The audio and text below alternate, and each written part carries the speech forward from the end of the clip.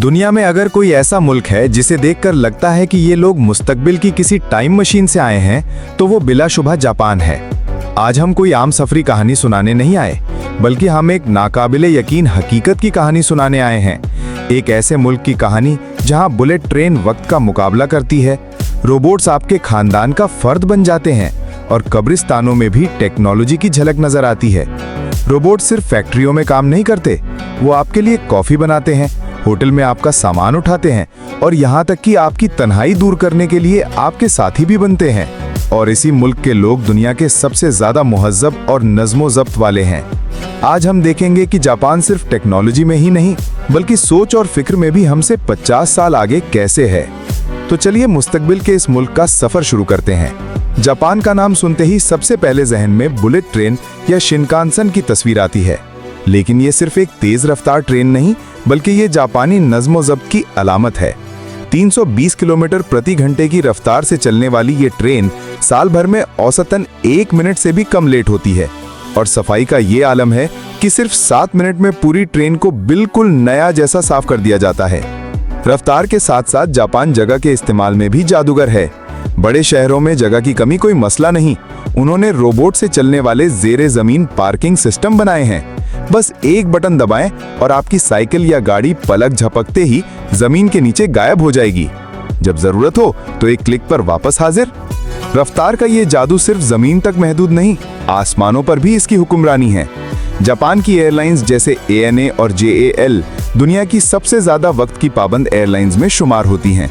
यहाँ फ्लाइट का लेट होना एक गैर मामूली बात है, लेकिन असल हैरत एयरपोर्ट पर आपका इंतजार करती है। सोचे कि आप फ्लाइट से उतरने के बाद सामान के बेल्ट के पास खड़े हैं और आपके बैग बेतरतीबी से आने के बजाय हर बैग का हैंडल ऊपर की तरफ करके तरतीब से आ रहा है, ताकि आपको उसे उठाने में आसानी हो। ये जापान की ओमोते नाशी यानी मेहमान नवाजी की एक छोटी सी मिसाल है। वो हर छोटी से छोटी बात में आपकी सहूलियत का ख्याल रखते हैं। जापान में रोबोट सिर्फ फैक्ट्रियों की मशीनें नहीं, बल्कि अब जिंदगी का हिस्सा बन चुके हैं। रेस्टोरेंट में वेटर, होटल में रिसेप्शनिस्ट और यहाँ तक कि अस्पतालों में नर्स के मददगार के तौर पर भी रोबोट्स काम कर रहे हैं। लेकिन इनका सबसे इंसान दोस्त इस्तेमाल ओल्ड एज होम्स में होता है। जापान के बुजुर्ग शहरियों की तन्हाई दूर करने और उनकी देखभाल के लिए केयर गिवर रोबोट्स बनाए गए हैं। ये रोबोट्स उनसे बातें करते हैं, गाने सुनाते हैं और वक्त पर दवा की याद भी दिलाते हैं। सवाल यह है कि रोबोट्स की इतनी मांग क्यों है?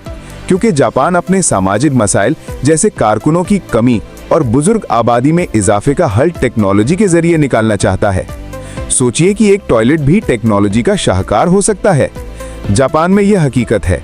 गर्म होने वाली सीट, खुदकार फ्लश, धोने और खुश्क करने की सहूलत तो आम है। यहाँ तक कि नागवार आवाजों को छुपाने के लिए मसनूई आवाज पैदा करने वाला बटन भी होता है। और पब्लिक टॉयलेट की बात करें तो बाहर से शीशा शफाफ होता है, लेकिन जैसे ही आप अंदर जाकर दरवाजा लॉक करते हैं, वो जादू की तरह गैर शफाफ हो जाता है। अब जापानियों की एक अजीब और खूबसूरत इजाद देखें। तरबूज अब सिर्फ गोल नहीं, बल्कि चौकोर, दिल और यहाँ तक कि पिरामिड की शक्ल के भी होते हैं। छोटे फल को एक खास शीशे के डब्बे में रख के बड़ा किया जाता है, जिससे वो डब्बे की शक्ल अख्तियार कर लेता है। ये ना सिर्फ देखने में खूबसूरत लगता है, बल्कि फ्रिज में रखना भी आसान होता है ना अजीब? जापान ने सिर्फ जिंदों की जिंदगी को ही आसान नहीं बनाया, उन्होंने यादों को महफूज करने के तरीके में भी इंकलाब बर्पा कर दिया है। जापान के स्मार्ट कब्रिस्तानों में आप एक QR कोड स्कैन करके मरने वाले शख्स की जिंदगी की कहानियां, तस्वीरें और वीडियोस देख सकते हैं। यहाँ तक कि फूलों की जगह लंबे अरसे तक चलने वाली LED रोशनियां इस्तेमाल होती हैं। इनकी नजर सिर्फ जमीन तक ही महदूद नहीं। हायाबुसा 2 मिशन के जरिए इन्होंने एक सैयारचे से मिट्टी लाकर तहकीक की दुनिया में तहलका मचा दिया है।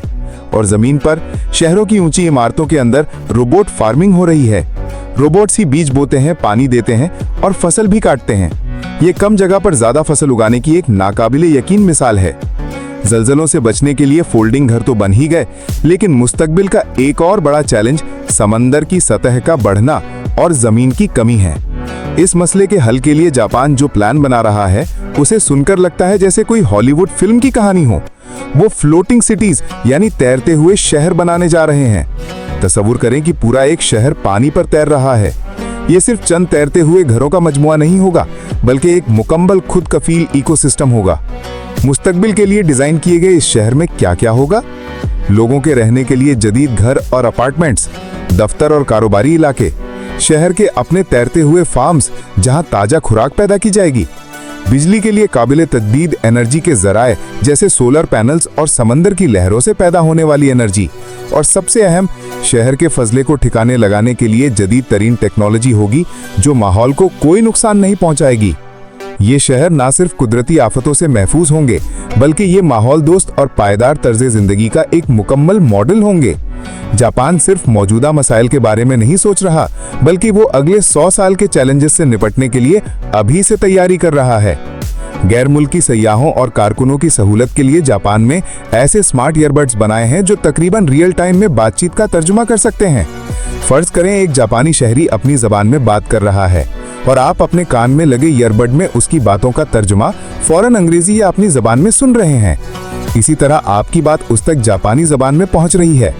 जबान की दीवार को तोड़कर दुनिया भर के लोगों को करीब लाने वाली ये टेक्नोलॉजी वाकई शानदार है। ऑनलाइन कुछ ऑर्डर करने पर हम डिलीवरी मैन का इंतजार करते हैं, लेकिन जापान के कुछ शहरों में आपका पैकेज लेकर एक रोबोट हाजिर हो सकता है। जी हाँ, आपने सही सुना, ये खुदकार रोबोट शहर की सड़कों पर खुद ब खुद चलकर आपके पते पर पहुंच जाते हैं। इसके बाद आपको एक नोटिफिकेशन भेजा जाता है। आप घर से नीचे आकर अपने मोबाइल पर मौजूद QR कोड स्कैन करते हैं और रोबोट अपना स्टोरेज बॉक्स खोल देता है, जहां से आप अपना पैकेज उठा लेते हैं। इन तमाम तकनीकी तरक्कियों के पीछे असल राज क्या है? इसका जवाब जापान के तालीमी निज़ाम में छुपा हुआ है। यहाँ सिर्फ हिसाब या साइंस ही नहीं सिखाई जाती, बल्कि जिंदगी गुजारने का तरीका सिखाया जाता है। बचपन से ही तलबा अपने क्लासरूम और यहाँ तक कि टॉयलेट भी खुद साफ करते हैं। इससे उनके अंदर मेहनत की अजमत और सफाई सुथराई का एहसास पैदा होता है। स्कूल का दोपहर का खाना किसी कैंटीन से नहीं आता, बल्कि तलबा खुद बारी बारी से अपने साथियों को खाना पेश करते हैं। इस प्रोसेस के जरिए वो टीम वर्क, जिम्मेदारी और दूसरों की इज्जत करना सीखते हैं। उन्हें इस तरह तैयार किया जाता है कि वो सिर्फ एक अच्छे तालिबे इल्म ही नहीं, बल्कि एक अच्छे इंसान और समाज के जिम्मेदार शहरी बने। यही तालीम उनकी शाइस्तगी और नज़्म व ज़ब्त की बुनियाद है, क्योंकि वो जानते हैं कि टेक्नोलॉजी इंसान की मदद के लिए है, उसे मगरूर बनाने के लिए नहीं। तो जापान एक ऐसा मुल्क है जहां मुस्तकबिल सिर्फ कैलेंडर के पन्नों पर नहीं, बल्कि हाल के हर लम्हे में जिंदा है। रोबोट से लेकर स्मार्ट कब्रिस्तान तक उनकी हर इजाद के पीछे एक गहरा फलसफा है। इंसान की जिंदगी को आसान बनाना और समाज में हम-आहंगी परे करना रखना। जापान की कौन सी बात ने आपको सबसे ज्यादा हैरान किया? कमेंट करके हमें बताएं। अगर वीडियो अच्छी लगी हो तो जरूर लाइक करें, दोस्तों के साथ शेयर करें और ऐसी मजीद दिलचस्प वीडियोस देखने के लिए हमारे चैनल को सब्सक्राइब करें। मिलते हैं अगले वीडियो में।